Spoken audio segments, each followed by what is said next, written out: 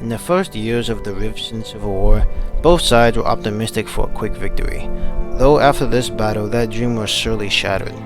Those who took up arms to defend their values from the tyrant Riv were now being tested through bronze and blood. Pride, freedom, their way of life, all was worth dying for. Though the leaders did not know at the time, this battle would be the deciding factor that would spark a generation of dreamers and propel the core lands of Rivshan into chaos for the next quarter of a century. Bravery and valor on the battlefield. Together, this combination resulted in the Battle of Everlasting Hope. Welcome to our telling of a new story of history, known only as Historia.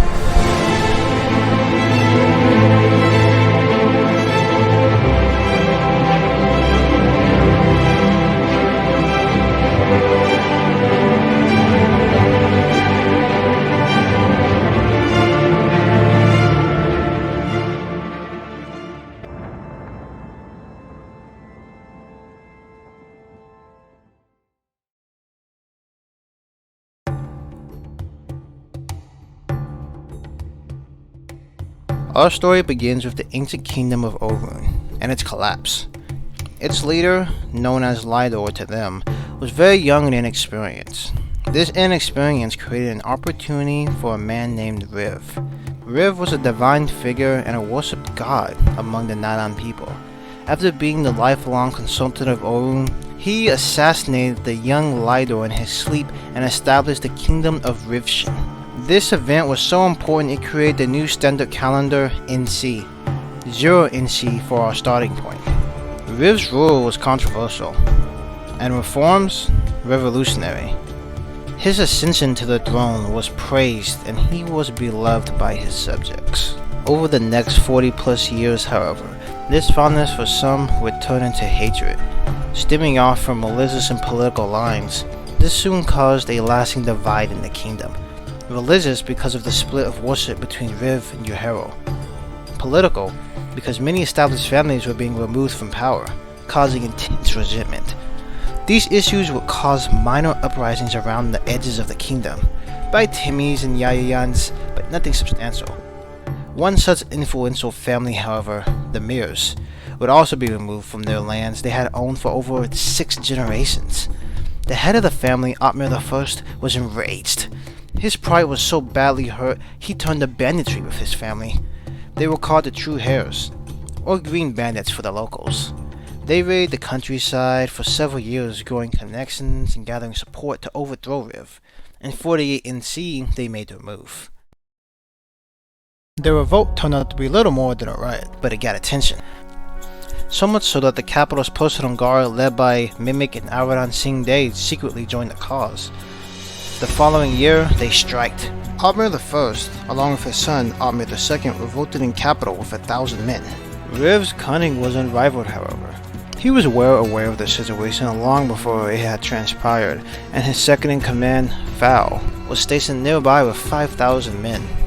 It was a slaughter. Otmir I was killed, while Otmir II was captured and tortured. Due to this, many suspected him of treachery, giving away locations and names. Later, he would jokingly be called Loose Lips Otmir behind his back. Timur. Otmir I's third son would have to flee east for his life, abandoning his base, contact, and allies.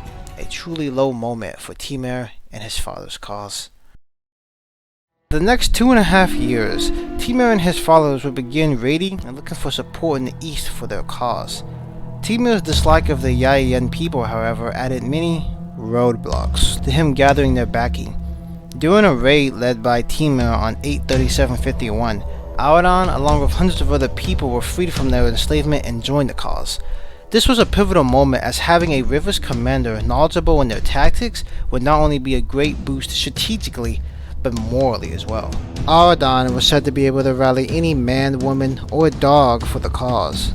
After much discussing, Timur and Aradan headed back east and started talks with the Yayan tribe elders. With Aradan, the talks went much better, and the elders pledged to send 10,000 warriors, led by Uprepnu. They, however, would only join the war after Winter's End, for religious reasons. Aradan and Timur agreed, but decided to move along with their plans as Mori Leon, lord of the Aieo region, was starting to question the risk and his support.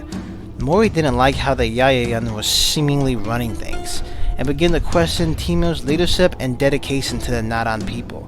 Mori's forces made up 50% of the current rebel army, so he couldn't be ignored, and as such the rebellion had begun on 1552 NC. The revolt started in Aieo. Mori ordered the execution of all tax collectors from capital and begun the slaughter of any figure or official not willing to join the cause. Entire villages went empty. 800 plus people across the entire Aieo region were massacred. These killings were said to have gotten carried away. They were quickly swept underneath the rug. Despite this, the rebellion was in full swing. The shockwave it sent around the kingdom was felt on all levels of society. With Timur, Aodan, Mori, and 3 other lords, their army totaled around 2,100 men. Winter was setting in and they used that time to gather support from the northern cities. Once the news got back to Riv, his distrust of lords dropped to an all-time low. A mass removal of families all across the kingdom was started. By the end of this removal in 54 NC, 90% of lords and families that had held power pre-Rivshin were either executed or imprisoned. This slaughter, coined the Loyalist Slaughters, directly cost the lives of around 4,000 people, and indirectly estimated upwards of over 20,000. Needless to say, this revolt had a huge impact on the kingdom and its people as a whole. Riv ordered Phao to march on the Aieo region, not only reconquer them, but destroy them. Phao marched out with 4,000 regulars and wintered in Bolt Nasu. There he began his training of an additional army numbering a staggering 11,000 men. The quiet months of winter passed as the world watched and waited to see where they would put their allegiance.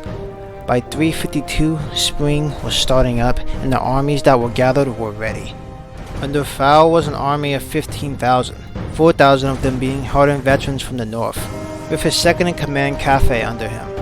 And as for the rebels, 6,500 Yadayan men had came to the call, led by Uprepenu, his second being Dominguez Lark. This was much less than promised. The Nadan army with them was much more divided and loyal to the local lords than any one general, though Timur was the unofficial leader. 500 men came from Borden Yu, 800 from Timur, 300 from Aodan, 1,000 under Mori, and 900 other men divided up between 8 other local lords. A grand total of around 10,000 men. Phao seeing the crossing to Aieo contested by Timur's forces, he began marching north along the Voyan River for 9 miles, lasting about 2 days. During this time, Timur had been shadowing Phao across the river to make sure he couldn't cross without taking heavy casualties. Phao and Timur had both noticed a shallow point in the river large enough for an army to cross. The race was on, as both armies decided to double time it. Timur had arrived first, but by day's end, both armies had encamped on opposite sides of the pass. Phao knew this narrow choke point would render his army useless, so he commanded Kafe to march a few hours north with 2,000 of his best men and cross the river via boat. They would attack from both sides once he had got the signal. At daybreak, the armies assembled and had a tense face-off. Then, over the trees came down the signal. Phao marched forward and almost without warning, the Yadayan men crashed into his line. Things at first were going lukewarm for Phao, as the Yadayan were pushing the river's army back, much further than Phao had originally planned. But it was all the same. Kafe came from behind and completely destroyed the rebel flank. The rebel command was thrown into chaos as many soldiers began fleeing for their lives. Most found themselves trapped, however. They had pushed so deep into the crossing and were dead center between both sides of the river. Timur and Aodan rallied as many men as possible, but knew they had to flee if they didn't want to lose their entire army. Most of the rebel army either drowned or were cut down in their escape. Borden and Uprepenu were captured, while Mori and a third of the lords were killed in battle, another third being captured. Uprepenu and all Yadayan captives were executed on the spot. All in all, 6,000 men of the rebel army were completely slaughtered at the Battle of the Voyan Crossing. Phao, on the other hand, had only lost 1,500 men. Afterwards, Phao split his army up, He sent Cafe south with 8,000 men to capture Aiello, while he went to finish off the rebels with 5,500. Timur and Auradon regrouped their army after their devastating defeat. Together, they had around 4,000 men, with 2,000 coming into Aiello. But they were 2 days away, and desertion was already becoming a problem. There was disagreement between the two of them, however. Auradon thought they had a good chance of winning.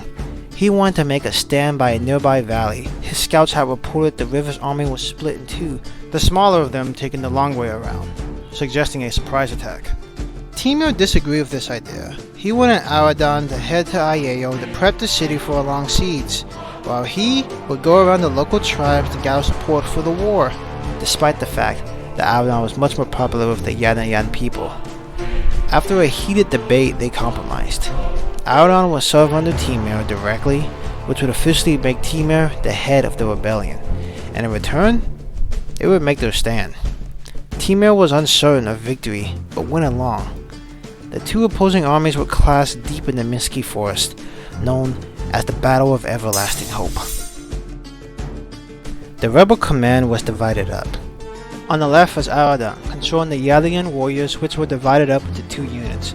The big of the two was Southern Yalians, making up 1,000 men, with the last one being 500 Northern Yalians. Timur divided up his men between 5 groups of 500 each on the right. The first unit came mainly from Aiello and Baldoni, as they were the biggest cities in the entire Minsky region. The last 3 units consisted of men from different villages and towns around the region. Each unit under Timur was armed with spears in the front, followed by swordmen, and lastly slingers in the back. A total of 2,500 men on the right, and 1,500 men on the left. Fao's army consisted of 5 units of 1,000 men each, with the final 5th unit consisting of 1,500 men. All Rivson soldiers were armed with shields. In each unit they were also equipped with short spears in the front. In the middle they had swords, ending with arrows in the back. While marching down the road, Fao noticed the rebel army. He was surprised as his scouts had reported 25% less than what he was seeing here. Those men were found, and as an example, executed. He then deployed his army into battle formation, but neither Timur nor Auradon were fools enough to take the bait. Fao began marching forward. At this time, Timur screamed to his army, "We fight today for your loved ones in Aiello and Baldoni. Let's give them a story worth telling."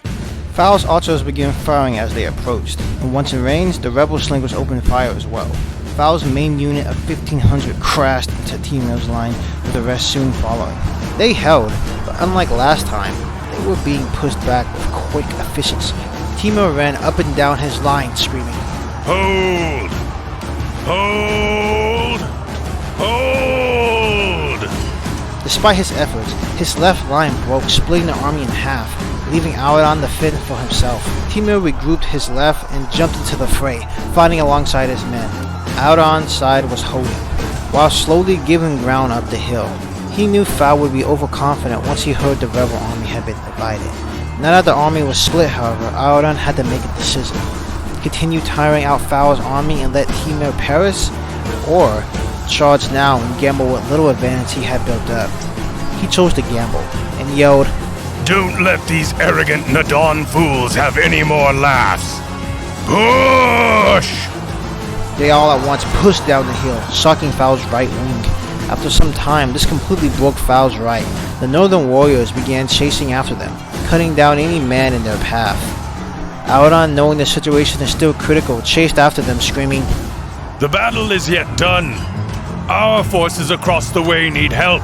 Send them your courage." Most of them turned around, and instead 1,500 men ran full sprint into Fao's rear. Fao, now only noticing what's going on, tried to turn around his unit to salvage the battle. It was too late, however. Auradon crashed full speed into Fao's army. Once men started noticing they were being attacked from both sides, they began panicking. Fao, seeing the writing on the wall, fled from the battle with his personal guard. He headed south to link up with Cafe and the rest of his army. A full rout started after that, and a complete slaughter ensued. 5,000 Rivas men lay dead, and any other there were captured and massacred. Almost all of Fao's detachment was annihilated. He was humiliated, while Auradon would be praised and sung a hero among his men. He was hailed as Auradon, bringer of hope. This would later cause a divide between Temur and Auradon. But today the battle was won. After looting the battlefield, Temur wasted no time and headed north to cut off Fal's supply lines. This would at least give Temur and his command more time to come up with a long-term plan. Fal reached his main army, and despite this devastating loss, they would continue towards Aiello. Fal had over 8,000 men in his army, still outnumbering the rebels 2-1. By marching on Aiello, he wanted to lure out Temur into another engagement. He had to restore his pride. His subordinates behind his back would call him Fal, destroyer of armies. However, his pride, things had already gotten much worse. Within a few days of reaching the outskirts of Aiello, news of his defeat was already spreading. After 10 days of the siege, there was still no word of Temur. What there were plenty of, however, was cities in the Minsky region rising up in revolt against Rivshin. The defeat of a major Rivish army had never been seen or heard of before. They were known as the Invincible Army, and as such had a reputation. Cities and tribes on the fence now openly declared their support for the rebels. Armies were appearing left and right, so Fal lifted the siege and retreated back to Bot Nasu to reassess the situation and prep for a secondary assault.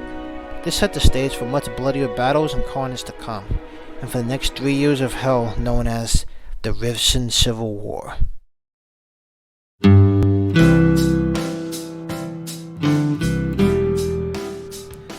Hello everybody, welcome back to Istarena, known as the Battle of Everlasting Hope.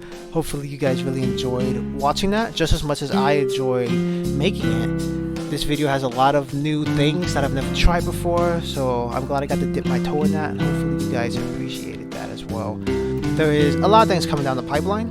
You're going to have smaller installments that cover different topics around the entire world I've built in the Core Lands and in the Lost region, which is around the Western Lakes. And then I'm thinking about 2 or 3 videos covering the Rivshin Civil War, just like a full dive into that one topic right there. So that's what I got coming down. If you guys want a little bit more into the world, more recap as to what's going on in the larger world around the Civil War, feel free to check out Istarena, the beginning, that goes into detail about what happens after the war, what's happening way before the war, and even stuff that's happening in the Western Lakes if you guys are interested in that. Thank you guys for watching, and if you guys have any topics that you want me to cover, you're interested in, please feel free. Put those greasy fingers on that keyboard and right away. Those paragraphs would much be welcome.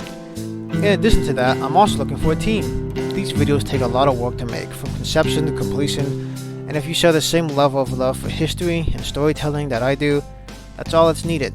My email is in the description box below. Looking forward from hearing from you guys, and if not, that's gosh darn it okay. So you guys have a good day, and I will see you guys in the next one.